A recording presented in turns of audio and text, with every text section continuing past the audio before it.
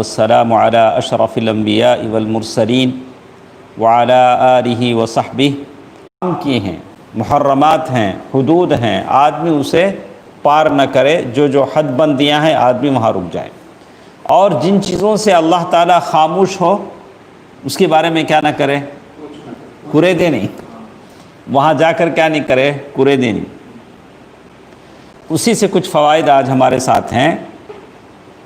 وطرق التحریم کہتے ہیں انما سکت اللہ عنہ فلم یفرض، اللہ تعالیٰ نے جس چیز سے اللہ تعالیٰ نے خاموشی اختیار کی وہ چیز واجب نہیں،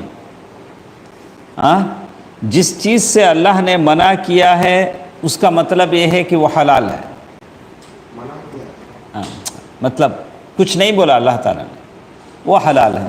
جیسے آپ بولیں گے جھینگا ہے، اس کے بارے میں کوئی چیز نہیں، اور وہ لیزرڈ، وہ بڑی چبلخی جیسا ہوتا ہے، گھوڑ پھوڑ، اس کے بارے میں کوئی چیز نہیں، کہا کہ وہ حلال ہے، وہ حلال ہے۔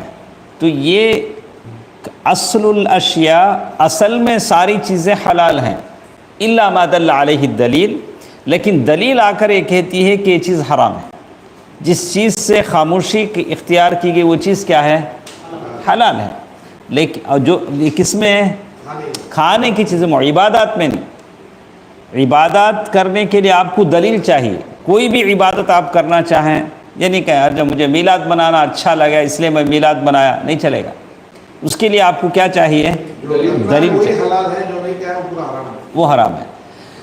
کھانے میں البتہ ساری چیزیں اصل میں حلال ہیں، جب دلیل آ کر بتائے گی کہ یہ نہیں حرام ہے تو تب آپ اسے اوائڈ کر سکتے ہیں، چھوڑ سکتے ہیں۔ دیکھیے لیکن ھذا فی غیر العبادات، اللہ تعالیٰ جس سے خاموش ہیں وہ حلال ہے، کون سے معاملے میں، عبادات کو چھوڑ کو۔ عبادات اگر آپ کرنا چاہیں، کوئی بھی ورشپ کرنا چاہیں، آپ کو کیا ہونا چاہیے، دلیل ہونا چاہیے۔ اما فی العبادات فقد حرم اللہ عز وجل، عبادات کے معاملے میں اللہ تعالیٰ نے کسی کو اجازت نہیں دی جب تک کہ دلیل نہ ہو۔ آپ نہیں بول سکتے نہیں ساری چیزیں تو حلال ہیں نا، ساری چیزیں ہاں حلال ہیں، کس میں، کھانے پینے کے معاملے میں، جب تک دلیل آ کر آپ کو نہیں بتاتی ہے کہ کھانا حلال ہے، یہ کھانا حرام ہے، تب آپ یہ کریں گے۔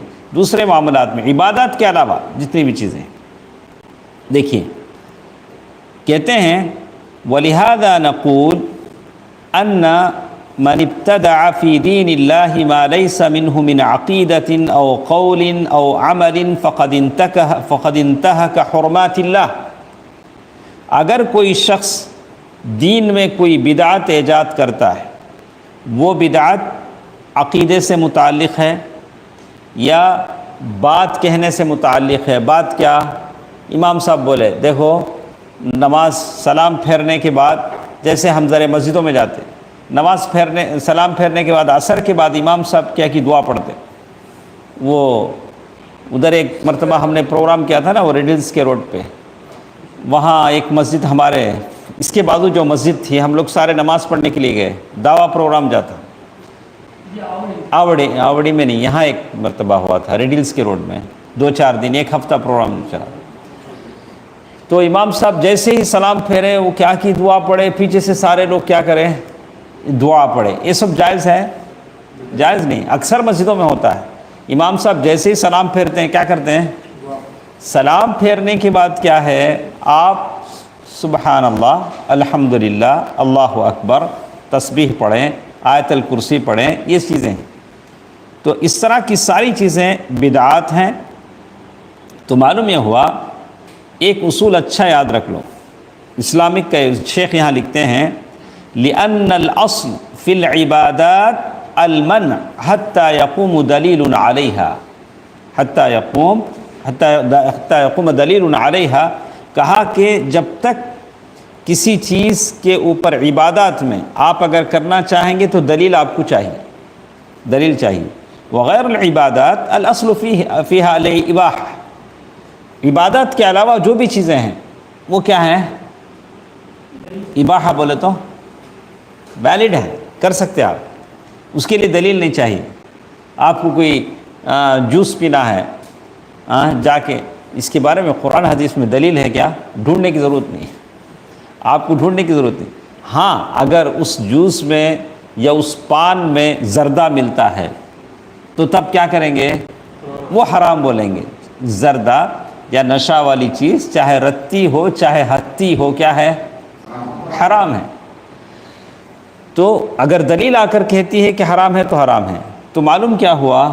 عبادات کے معاملے میں اب ایک مؤذن صاحب آئے، اذان دیے، پوری اذان دیے، اذان کے سب سے آخر میں کیا بولتے ہیں ہم؟ لا الہ الا اللہ. اب مؤذن صاحب سوچے کبھی بھی لا الہ الا اللہ کے ساتھ کیا رہتا؟ محمد الرسول اللہ رہتا. یا میں کیوں صرف لا الہ الا اللہ بولوں، یا بھی میں ساتھ کیا کروں؟ محمد الرسول اللہ لگا لوں. اس کے لیے کیا چاہیے؟ دلیل چاہیے. وہاں اذان میں دلیل نہیں، اتنی ہی اذان ہے، ویسے ہی اذان ہے، آپ کو ویسے ہی کہنا پڑے گا. نہیں جہاں اللہ کا نام آتا وہاں اللہ کے رسول کا نام آتا. یہاں بھی میں کیا کروں گا؟ لا الہ الا اللہ کے ساتھ آخر میں کیا بولوں گا؟ ہم بولیں گے کہ جائز نہیں، اس لیے کہ عبادت ہے، وہاں آپ کے لیے دلیل چاہیے. اچھا، فما سکت عن فہو مباح.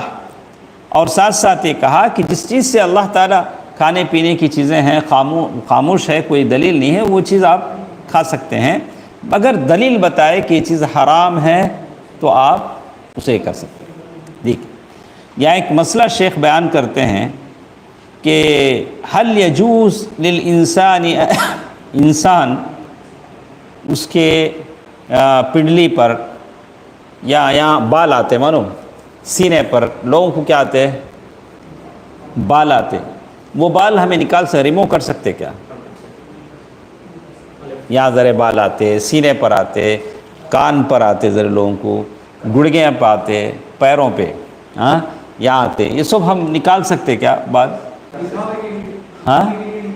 تو شیخ کیا بولتے ہیں دیکھیے، ولا سیما النساء، خاص کر عورتیں کیا چاہتی ہیں؟ کبھی ایسے بال آ گئے، کبھی عورتوں کو مونچھ بھی آ جاتی، تو عورت ایسی بال نکال سکتے کیا؟ تو چاہے وہ بال یہاں اگیں یا پاؤں میں، پنڈلیوں پہ. تو شیخ لکھتے ہیں، غور سے سنیے، فالجواب، بال 3 قسم کے ہوتے ہیں. ہمارے جسم پر جو بال اگتے ہیں وہ 3 ٹائپ کے ہوتے ہیں. ایک بال وہ ہیں جس کے نکالنے کا حکم شریعت نے دیا، بولا کہ اس بال کو آپ نکالیں گے.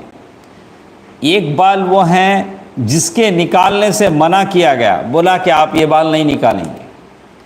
کچھ بال وہ ہیں جس سے شریعت خاموش ہے، شریعت کچھ نہیں بولتی ہے اس بالوں. کتنے ٹائپ ہوئے؟ 3.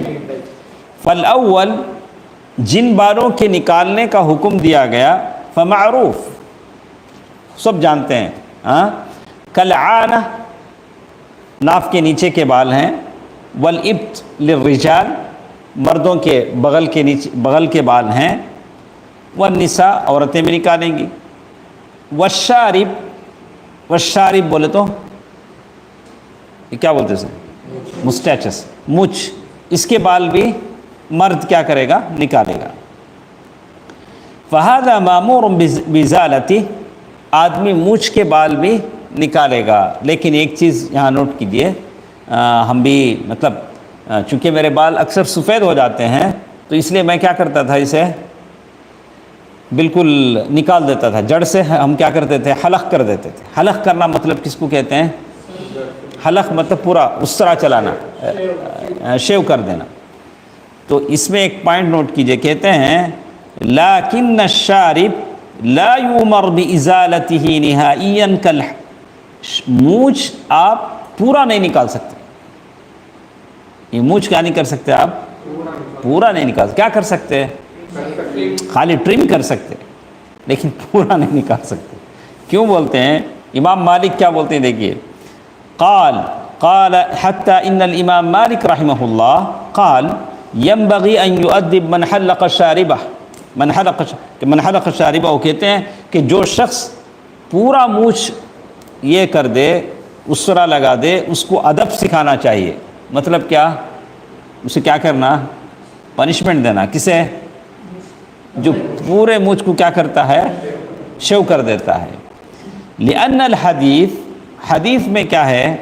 احفو الشوارب، مجھ کو کیا کرو؟ کم کرو، کم کرو، یہ کرو شیو کرو نہیں ہے، سمجھ میں آیا؟ تو جو بال نکالنے کے ہیں، ناف کے نیچے کے بال نکالے گا اور بغل کے نیچے بال نکالے گا، مونچھ کے بال البتہ پورے شیو کرنے کی اجازت نہیں ہے۔ کیا کر سکتا ہے؟ یہ کر سکتا ہے۔ لائے کے بعض مخصوص حالات ہوتے ہیں، آدمی کبھی آپریشن تھیٹر میں جانا ہوتا ہے، تب اس کے بال کیا کیے جاتے ہیں؟ پورے نکالے جاتے ہیں آپریشن کے لیے، کسی اور ضرورت کے لیے، یا کسی کو اس میں تھوڑا یہ آ جاتا ہے، خارش اور کھجلی کی جیسا آ جاتا ہے، بال ادھر ادھر ایسے سے نکل جاتے ہیں، تبھی بھی آدمی کیا کرتا ہے؟ اگر عذر ہے، کوئی علت ہے تو کر سکتا ہے۔ دوسری قسم کیا ہے؟ کچھ بال نہیں نکالنے، تو مردوں کے لیے کیا ہے وہ؟ داڑھی کے بال، داڑھی کے بال آدمی کیا نہیں کرے گا؟ نہیں نکالے گا۔ فإن النبی، اللہ کے نبی صلی اللہ علیہ وسلم نے داڑھی بڑھانے کا حکم دیا، اس سلسلے میں کہا خالفوا المجوس، مجوسیوں کی مخالفت کرو۔ یہ صحیح مسلم کی حدیث ہے کتاب الطہارہ کی۔ جو مجوسی ہیں وہ داڑھی نہیں رکھتے ہیں، اور اسی طرح اللہ کے نبی صلی اللہ علیہ وسلم فرمایا خالفوا المشرکین، مشرکین کی خلاف کرو۔ تو مطلب کیا؟ آپ داڑھی اچھی رکھو۔ آپ یہودیوں کو دیکھیں، یہودیوں کے شیخوں کو دیکھیں، ہمارے شیخوں کو تو ہمیں دیکھتے ہیں، یہودیوں کے جو جیوس کے جو شیخ ہیں دیکھیں، ہاں کیسے رہتے وہ لوگ؟ ہاں، کالی ٹوپی ڈال کے بڑی داڑھی، ہاں وہ لوگ بھی کیا نہیں کرتے ہیں؟ اپنی داڑھی نہیں کرتے ہیں۔ خیر، ان کی بھی مخالفت کا ہمیں کیا کیا ہے؟ حکم دیا گیا، لیکن اس معاملے میں نہیں۔ وہ لوگ تو مونچھ بھی کیا کرتے ہیں؟ کم۔ اللہ کے نبی صلی اللہ علیہ وسلم فرمایا کہ مونچھ کم کرو۔ یہ اچھی طرح کسی کو اگر سمجھنا ہے، بہت سارے ہندو بھی داڑھی رکھتے ہیں، آپ کو سمجھنا ہے تو آسانی سے ان کی مونچھ دیکھ کے ہم سمجھ جا سکتے ہیں کہ یہ صاحب سلام کے لائق ہیں نہیں ہیں، تو وہاں ہم کو فرق معلوم ہو جاتا۔ وہ مونچھ ایسے چھوڑیں گے۔ وہ کہتے ہیں کہ کوئی شخص مونچھ داڑھی نہیں کاٹ سکتا، بل ولا ینقص، لیکن صحیح بات یہ ہے کہ داڑھی میں سے مائنس بھی نہیں کر سکتا۔ داڑھی کو کیا نہیں کر سکتا؟ کم بھی نہیں کر سکتا۔ اب لوگ کیا بولے؟ نہیں وہ مٹھی سے زیادہ ہو تو کم کر ڈالنا۔ کیا کر ڈالنا؟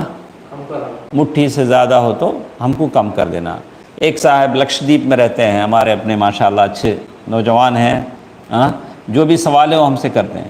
انہوں نے اپنی تصویر بھیجی، ابھی جوان ہے ماشاءاللہ، جوان ہے۔ انہوں نے کہا کہ شیخ صاحب میری داڑھی ایسی ہو گئی ہے، ادھر ادھر بال آ گئے ہیں، تو کیا کروں میں؟ داڑھی تصریح اللہ یا کچھ کم کر لوں؟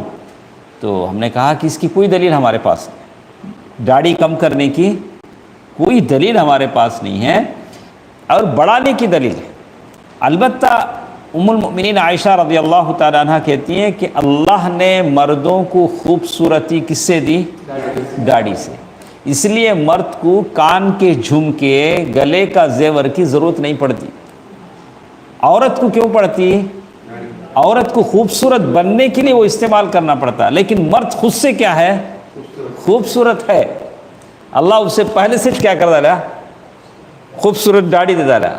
اب اسے کان کے جھمکوں کو، گلے کی زیور کی ضرورت نہیں ہے۔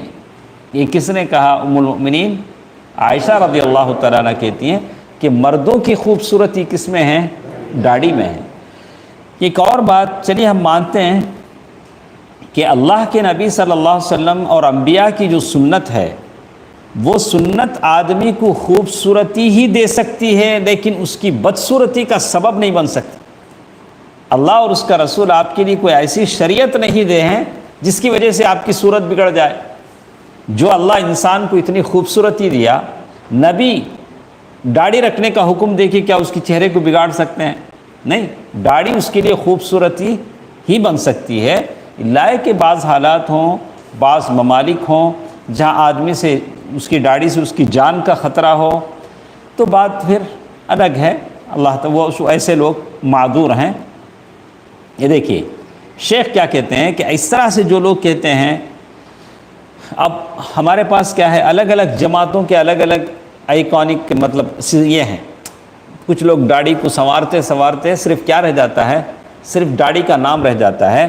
لیکن آدمی کو کیا کرنا چاہیے، جیسے کہتے ہیں حتی لو زادت علی القبضہ، مٹھی سے بڑھ بھی جائے تو داڑھی کاٹنے کی کوئی ہمارے پاس دلیل نہیں ہے. شیخ ابن عثیمین رحمہ اللہ کہتے ہیں وَأَمَّا إِجَادَةُ الْفُقَهَاء رحمهم اللہ، فقہا جو اسکالرز جو کہتے ہیں کہ مٹھی سے بڑھ جائے تو داڑھی کم کر سکتے ہیں، ان کی رائے کس کی حدیث سے ہے؟ ابن عمر رضی اللہ تعالیٰ عنہ کی حدیث سے. فَهَذَا رَأْيٌ لَكِنَّهُ مُخَالِفٌ لِظَاهِرِ الْحَدِيثِ.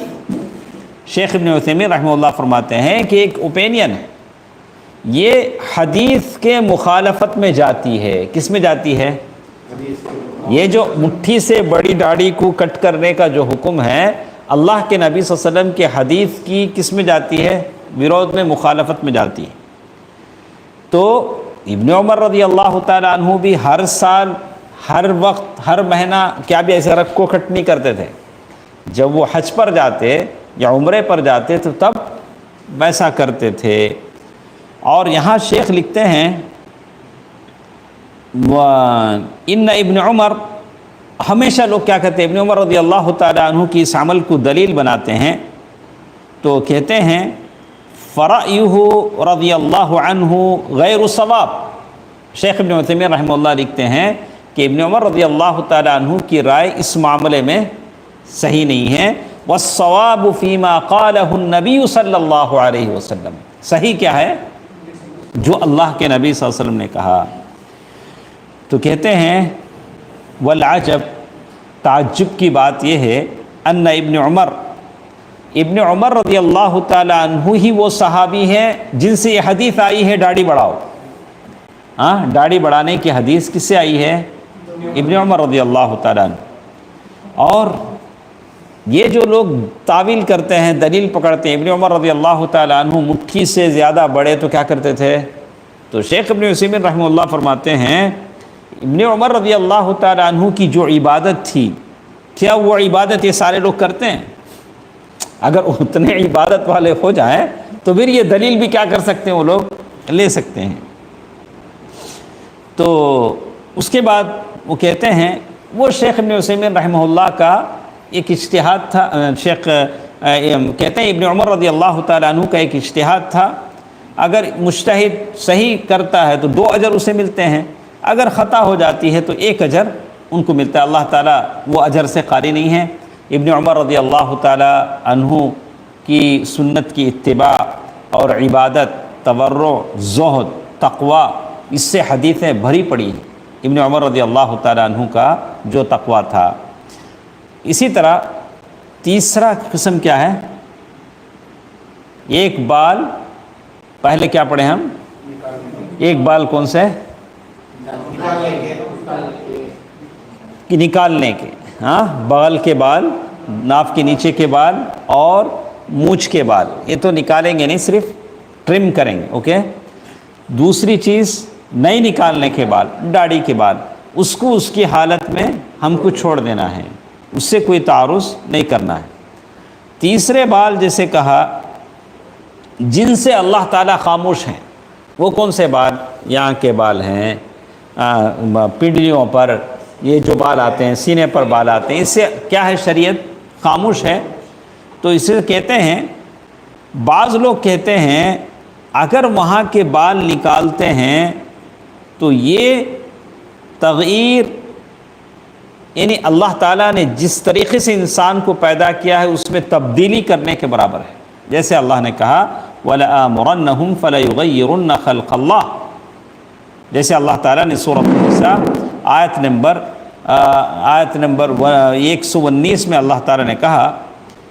تو کہتے ہیں کہ اس طرح کے بال کا جو حکم ہے وہ اس حالت میں کیا کرنا چاہیے؟ چھوڑ دینا چاہیے. تو کہتے ہیں کہ ان بالوں سے تعارض نہیں کرنا چاہیے. لیکن عورتوں کے لیے کیا کہیں؟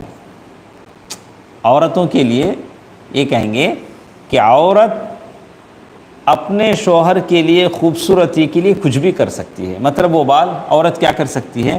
نکال سکتی ہے. جیسے کہا اللہم، شیخ ابن عثیمین رحمہ اللہ فرماتے ہیں اللہم الا اذا، عورتوں کے تعلق سے کہتے ہیں کہ فالمرأة محتاجۃ الی الجمال والتجمل فلا باس، عورت خوبصورتی چاہتی ہے، اسی لیے عورت کو شیخ ابن باز رحمہ اللہ نے آنکھ کا، یہ کان کا، وہ کیا بولتے ہیں اس کو، پڑکا، کیا بولتے ہیں اس کو، کان میں جو ڈالتے زیور، وہ ڈالنے کی اجازت بھی شیخ ابن باز رحمہ اللہ نے دی.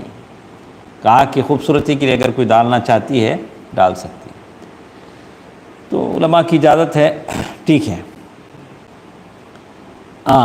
البتہ مردوں کے تعلق سے کیا کہیں گے کہ ہمارے جو بال یہاں اگتے ہیں وہ پنڈلیوں پر، اس کے بارے میں شیخ کہتے ہیں دیکھیے وَأَمَّا الرِّجَالِ فَيُقَالُ، مردوں کے لیے جتنے بال ان کے اگیں گے دَلَّ ذَلِكَ عَلَى قُوَّةِ الرَّجُلِ، آدمی کے طاقتور ہونے پر وہ دلالت کرتا ہے. آدمی کو جو بال اگتے ہیں یہ کس کی نشانی ہے؟ آدمی ہیلتھی ہے، اسٹرانگ ہے. تو یہ کس کے تعلق سے بات تھی ہماری؟ یہ بالوں کے تعلق سے. 3 قسم کے بال یہ ہیں جو اس کے بارے میں کہا. کر سکتی ہے عورت کے بال اگر ہیں، خوبصورت بننا ہے نا اسے، اس لیے کہ عورت انہی چیزوں کو لے کر تو خوبصورت بنتی ہے. زیورات ہیں اس کے، وہ سنورنے کی چیزیں ہیں اپنے.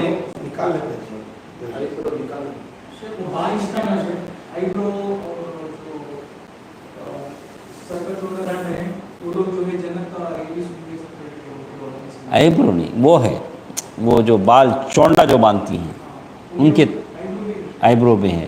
دیکھیں انشاءاللہ آئیبرو کے بارے میں مجھے نہیں معلوم، انشاءاللہ منع کا فتویٰ ہے، مجھے نہیں معلوم، شاید دیکھتے ہیں. کہتے ہیں آگے چل کر وہ کہتے ہیں فی انہ لا ينبغی البحث، شریعت جن چیزوں سے خاموش ہے اس چیزوں کے بارے میں کیا نہیں کرنا چاہیے؟ سوالات نہیں کرنا چاہیے. تو آپ کہیں گے کہ کب سوالات نہیں کرنا چاہیے؟ اللہ کے نبی صلی اللہ علیہ وسلم کے زمانے میں سوالات کرنے کی ممانعت تھی، اس لیے ممانعت تھی کہ وحی نازل ہو رہی تھی. وحی نازل ہو رہی تھی، جب ہم سوال کریں گے تو کہیں ایسا نہ ہو کہ جو چیز نہیں تھی وہ ہو جائے، وحی کے ذریعے اللہ کہہ دیں کہ نئی چیز آپ کو کرنا ہے. کیا اس وقت کے لیے حکم ہے یا قیامت تک کے لیے حکم ہے؟ آپ کیا کہیں گے؟ سوال کرنے، جو چیز جن چیزوں سے شریعت خاموش ہے اس کے بارے میں سوال کرنے کا حکم صرف اس وقت تک کے لیے ہے، قیامت تک کے لیے؟ رفیق بھائی بولتے ہیں قیامت تک کے لیے. اور جناب دیکھیے فی ھذا قولان، اس سلسلے میں علماء کے کتنے ہیں؟ 2 قول ہیں. منہم من قال، کچھ اسکالرس نے، کچھ علماء نے کہا ھذا خاص فی عہد الرسالہ، اللہ کے نبی صلی اللہ علیہ وسلم کے زمانے کے لیے خاص تھا، چونکہ وحی نازل ہوتی تھی، ہم کچھ بھی سوال کر دیتے تو کچھ ہو سکتا تھا. لأن ذلك عہد نزول الوحی فقد يسأل الانسان عن شيء لم يحرم فيحرم من اجلہ، اگر آدمی کسی ایسی چیز کے بارے میں سوال کرتا جو حرام نہیں ہے تو اس کے سوال کی وجہ سے وہ چیز کیا ہو جاتی؟ حرام ہو جاتی. او عن شیء، کوئی چیز واجب نہیں ہے، سوال کرتا واجب ہو جاتی. جیسے وہ صحابی اقرع بن حابس، انہوں نے اللہ کے نبی صلی اللہ علیہ وسلم سے سوال کیا جب اللہ کے نبی صلی اللہ علیہ وسلم نے کہا ان اللہ فرض علیکم الحج، اللہ تعالیٰ نے تم پر حج فرض کیا ہے. تو اقرع بن حابس کھڑے ہوئے، انہوں نے کہا یا رسول اللہ افی کل عام، اللہ کے رسول ہر سال کرنا کی؟ کیا پوچھے؟ حج ہر سال کرنا. وہذا سوال فی غیر محلہ، تو ظاہر ہے وہ سوال وہاں کرنے کا نہیں تھا. اللہ کے نبی صلی اللہ علیہ وسلم نے فرمایا لو قلت نعم لوجبت وما استطعت، اگر میں کہہ دیتا کہ ہاں تو حج ہر سال کیا ہو جاتا؟ واجب ہو جاتا، اور تم طاقت نہیں رکھ سکتے. الحج مرتن فما زاد فهو تطوع، حج عمر میں کتنی مرتبہ ہے؟ 1 بار. اس سے زیادہ ہوا تو نفلی حج ہے، نفل کا حج ہے جیسے کہتے ہیں. تو اسی لیے کہتے ہیں سب سے بڑا جرم یہ ہے کہ جو چیز نہیں تھی، کوئی آدمی سوال کرے، اس کے سوال کرنے کی وجہ سے وہ چیز کیا ہو جائے، وہ چیز حرام ہو جائے یا واجب ہو جائے. اما بعد عہد الرسالہ فلا باس ان يبحث الانسان، لیکن اب نبوت ختم ہو جانے کے بعد قیامت تک آدمی کیا کر سکتا ہے؟ یہ کر سکتا ہے، سوال کر سکتا ہے. تو شیخ اس کا جواب دیتے ہیں، دیکھیے وَلَكِنَّ الصَّوَابَ فِي هَذِهِ الْمَسْأَلَةِ، لیکن صحیح بات اس سلسلے میں کیا ہے؟ أَنَّ النَّهِي حَتَّى بَعْدَ عَهْدِ الرِّسَالَةِ إِلَّا أَنَّهُ إِذَا كَانَ الْمُرَادُ بِالْبَحْثِ الْإِتِّسَاعُ فِي الْعِلْمِ. سوال کرنے کی جو ممانعت ہے اللہ کے نبی صلی اللہ علیہ وسلم کے زمانے کے ساتھ خاص نہیں ہے، اب بھی وہ ممانعت کیا ہے؟ اب بھی ہے. لیکن کس کے لیے سوال کرنے کی گنجائش ہے؟ اپنا علم بڑھانے کے لیے طلب علم ہیں، سوال کر سکتے، وہ لوگ سوال کر سکتے ہیں. فَهَذَا لَا بَأْسَ. تو آدمی کوئی علم حاصل کرنے والا ہے، جیسے کوئی آدمی پوچھتا ہے، سوال کر سکتا ہے. لیکن ایک آدمی خواہ شیخ صاحب کا امتحان لینے کے واسطے لوگ کیا کرتے ہیں؟ شیخ صاحب کا بھی امتحان لیتے ہیں، انہوں کتنے پانی میں ہے دیکھیں گے. یا ایک سوال کو یہ کرنے اپنے مطلب کا کیا کرتے ہیں؟ پہلے سے ایک فکس کر لیتے ہیں، ایک شخص صاحب سے ثواب معلوم کر لیتے ہیں، وہ لوگ یہ کرتے ہیں. ذرے لوگ کیا کرتے ہیں؟ ذرے شیخاں سب جواب دیتے ہیں، انہوں ہر فن میں ہوں میں یکتا، کیا مجھ کو نہیں آتا. کیا بولتے ہیں؟ انہوں لائیو میں بیٹھ جاؤ کو بولو کیا پوچھنا پوچھو، میں بولتا ہوں. یہ بھی غلط، اس طرح کا سوال بھی غلط. یہ بھی غلط کہ آدمی کھلی طور سے بولے کہ میں تو پورا پختہ ہوں، ہر فن میں ہوں میں یکتا، کیا مجھ کو نہیں آتا. تو ذرا طلبہ کیا کرے کہتے ہیں ایک شیخ صاحب کا امتحان لیں گے، بول کو ایک چپکے سے ایک لفظ بنائے، کیا ایک لفظ بنائے، ایک ورڈ بنائے. اصل وہ ورڈ کون سی ڈکشنری میں نہیں، کون سے اصل وہ نہیں، وہ ورڈ نہیں. شیخ صاحب کو پوچھے جا، شیخ صاحب یہ لفظ کے تعلق سے آپ کیا جانتے؟ اب شیخ صاحب شروع کرے یہ لفظ لسان العرب میں فلاں معنی میں استعمال ہے، حالانکہ وہ لفظ ہی نہیں ہے. ایسا بھی ذرا روک کرتے، یہ بھی غلط ہے، وہ بھی غلط ہے. اگر کوئی طلبہ علم ہے، اگر کوئی صحیح معنی میں سوال کرنا چاہتے ہیں علم بڑھانے کے لیے تو سوال کر سکتے ہیں. یہ دیکھیے کچھ لوگ ہیں جیسے شیخ نے لکھا البحث عن اللحوم. بہت سارے لوگ ہیں، سعودی عرب میں ہم رہتے ہیں، وہاں سے بہت سارے گوشت جگہ جگہ سے آتے ہیں. ان گوشت کے بارے میں ڈاؤٹ، اب یہ حلال کی حرام کی. ایسا نہیں کرنا چاہیے. معلوم ہے سارا گوشت ذبح ہوتا ہے، آپ کو یقین ہے کہ وہاں قبیلے میں ذبح ہوتا ہے، ذبح کرنے والا مسلمان ہے، حلال ہے. تو حل هذا حلال و حرام، اس چکر میں نہیں پڑو کہ یہ حلال ہے حرام ہے. لیکن آدمی یقین، جہاں یقین ہے، جہاں کوئی ذبح کرنے والا نہیں ہے، کوئی مسلمان نہیں ہے، بات الگ ہے.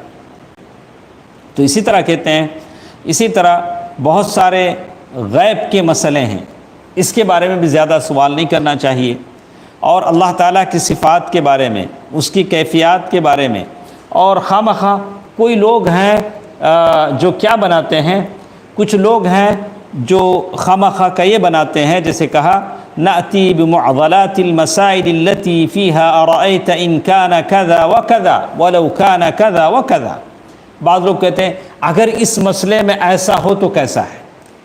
سارے کیا ہے مفروضہ مسائل ہیں جو پیش نہیں آئے ہیں، اس کے بارے میں آپ کو سوال نہیں کرنا ہے.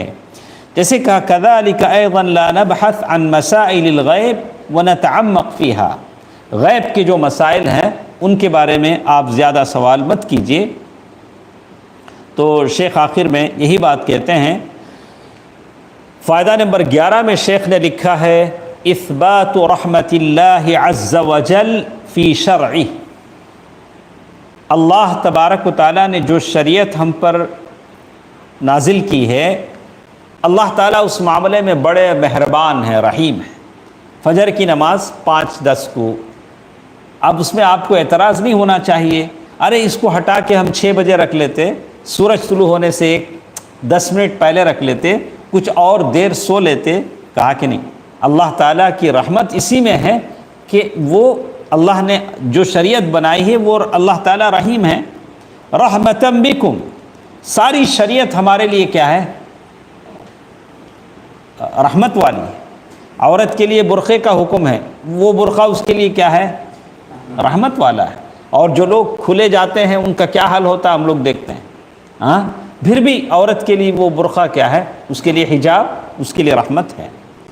لِأَنَّ جَزَاؤُهُ أَكْثَرُ بِكَثِيرٍ مِنَ الْعَمَلِ فَالْحَسَنَةُ بِعَشْرِ أَمْثَالِهَا إِلَى 700 ضِعْفٍ، کہا کہ ایک نیکی کے 700 بدلے اللہ تعالیٰ نیکی دیتے ہیں۔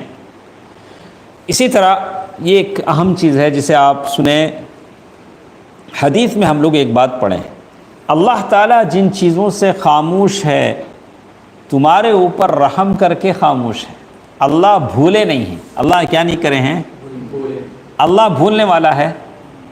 ہاں، جیسے ہم لوگ باتوں میں بولتے ہیں، کوئی زیادہ شرارت کرا تو العیاذ باللہ، ارے تجھے ذرا دم رکھنا تھا، رے اللہ بھول گیا رے تجھے دم لگانا، تو اتنا شریر ہے بندر کے سر کا، العیاذ باللہ۔ اللہ بھولتا نہیں، اللہ جس کو جیسے پیدا کیا ہے ویسے ہی اللہ تعالیٰ نے اللہ کی مرضی سے پیدا کیا۔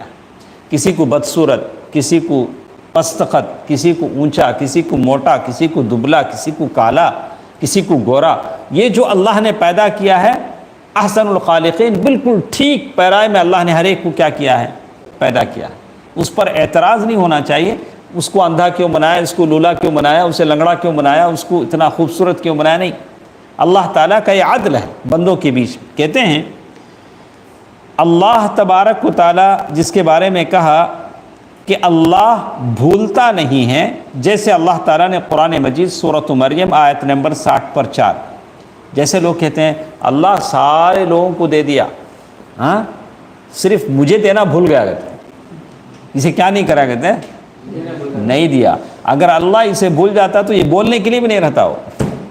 اللہ اس کو، جیسے ایک فارسی شاعر کہتا ہے، ہر بلائے کے از آسماں آیت می پرسید کے خانہ انوری کجا باشد۔ سمجھ میں آیا؟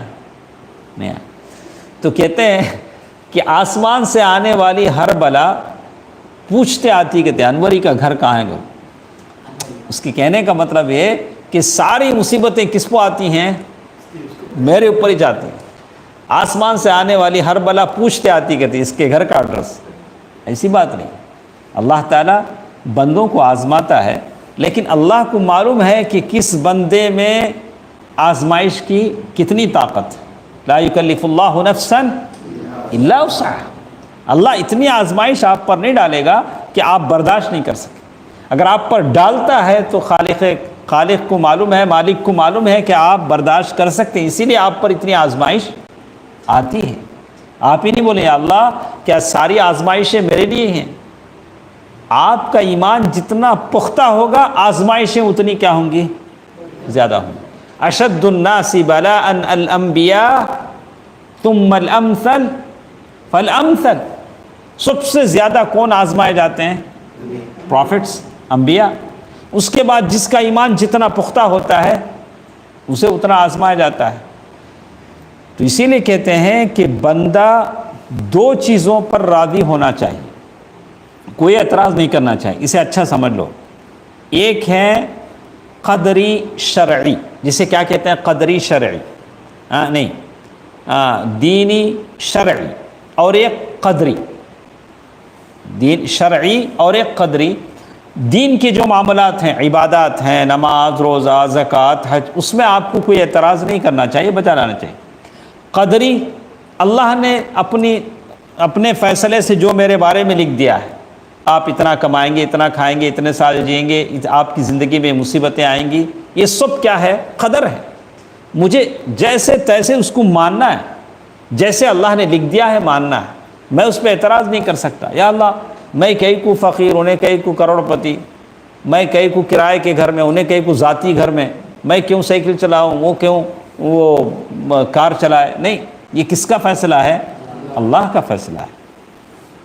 المراد یہاں کہتے ہیں النسیان، اللہ تبارک و تعالیٰ بھولتا نہیں ہے۔ قرآن میں کہا ہے سورۃ مریم آیت نمبر 60 پر 4، اللہ تعالیٰ بھولتا نہیں ہے۔ اللہ تبارک و تعالیٰ کے نہیں بھولنے اس کی یہ کی گئی، بھولتا کون ہے؟ انسان ہے، ہم لوگ بھول جاتے ہیں، ہم لوگ بھول جاتے ہیں، یاد نہیں رہتا۔ بعض چیزیں، کبھی ایسا بھی ہوا ہم یہاں آئے، گاڑی لے کے آئے، جاتے ہوئے اولا کرا کے چلے گئے گاڑی چھوڑ کے، ارے بولا کہہ رہے ہم تو گاڑی لے کے آئے تھے۔ تو آدمی کئی جگہ بھول جاتا ہے اپنی زندگی میں۔ تو کہتے ہیں انتفاء النسیان عن اللہ عز وجل لقیلہ غیر نسیان، بہت دور تک، وہاں تک جانے کے بعد یاد آیا ارے ہم نے تو گاڑی لائی تھی۔ تو کہتے ہیں موسیٰ علیہ السلام سے فرعون نے ایک سوال کیا۔ موسیٰ علیہ السلام سے فرعون نے کہا کہ دیکھو موسیٰ، آپ بولتے ہیں اللہ تعالیٰ کی بات اور وہ خالق ہے، مالک ہے، اچھا پہلے لوگ جو چلے گئے دنیا سے ان کے بارے میں تمہارا کیا خیال ہے؟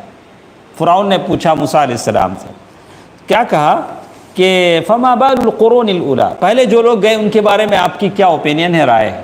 موسیٰ علیہ السلام نے کہا قال علمها عند ربی فی کتاب، ان کے تعلق سے علم میرے رب کے پاس ہے، لا یضل ربی ولا ینسیٰ، اللہ تبارک و تعالیٰ بھولتا نہیں ہے۔ کیا کہا انہوں نے؟ اللہ تعالیٰ بھولتا نہیں۔ اچھا، قرآن میں ایک آیت ہے، قرآن میں ایک آیت ہے سورۃ التوبہ، یہ دو آیتوں سے کیا معلوم آیا ایاز بھائی؟ اللہ تعالیٰ بھولتے نہیں ہیں۔ بھول ایک عیب ہے، ایک ریمارک ہے، اللہ تعالیٰ کی ذات کے ساتھ اس کو جوڑا نہیں جاتا، ایک عیب ہے، اللہ کے ساتھ اسے جوڑا نہیں جاتا۔ لیکن قرآن میں ایک آیت ہے سورۃ التوبہ آیت نمبر 67، اس آیت میں کیا ہے؟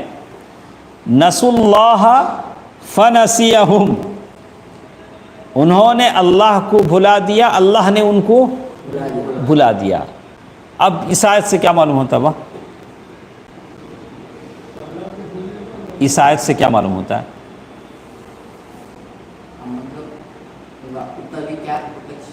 نہیں، انہوں نے اللہ کو بھلا دیا، اللہ نے ان کو، اس آیت سے کیا سمجھ میں آتا ہے؟ اللہ کی طرف بھول کو جوڑا گیا نا، پہلے دو آیتوں میں بولے اللہ بھولتے نہیں ہیں، لیکن اس آیت سے کیا معلوم ہوا؟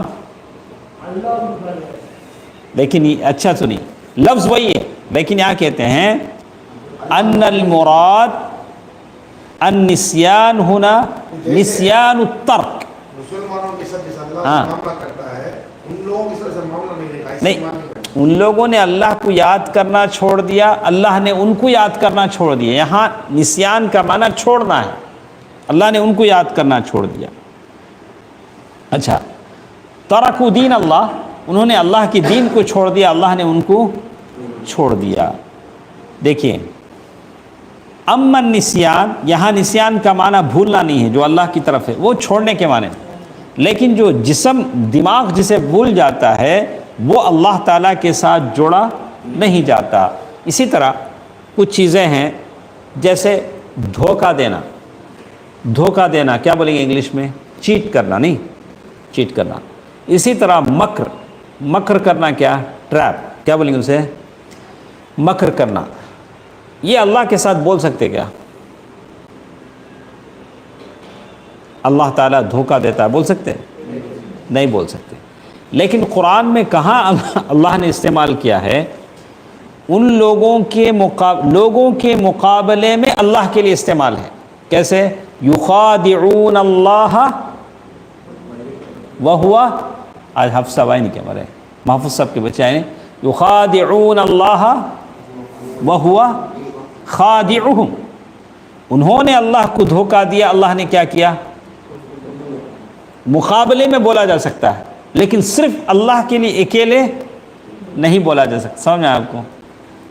وَيَمْكُرُونَ وَيَمْكُرُ اللَّهُ، انہوں نے اللہ کے ساتھ مکر کیا تو اللہ نے ان کے ساتھ کیا کیا؟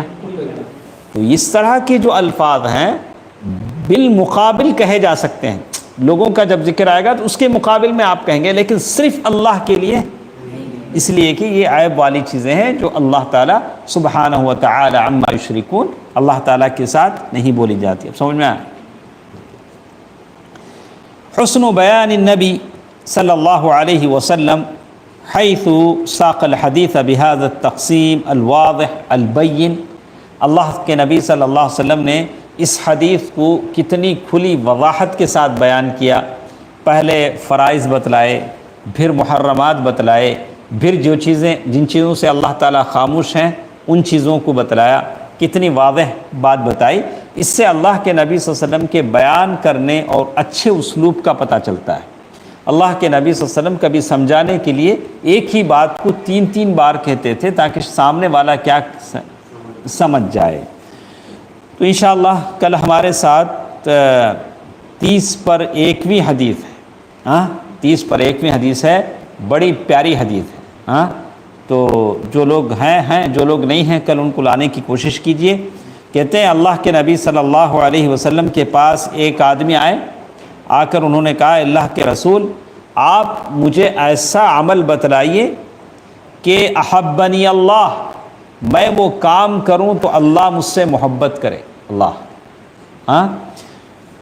وَأَحَبَّنِيَ النَّاسِ، اور لوگ بھی کیا کریں، مجھ سے محبت کریں. تو اللہ کے نبی صلی اللہ علیہ وسلم نے کیا جواب دیا ہے انشاءاللہ ہم کل پڑھیں گے انشاءاللہ. سبحانک اللہم ربنا بحمدک اشہد ان لا الہ الا انت استغفرک واتوب الیک. السلام علیکم ورحمۃ اللہ.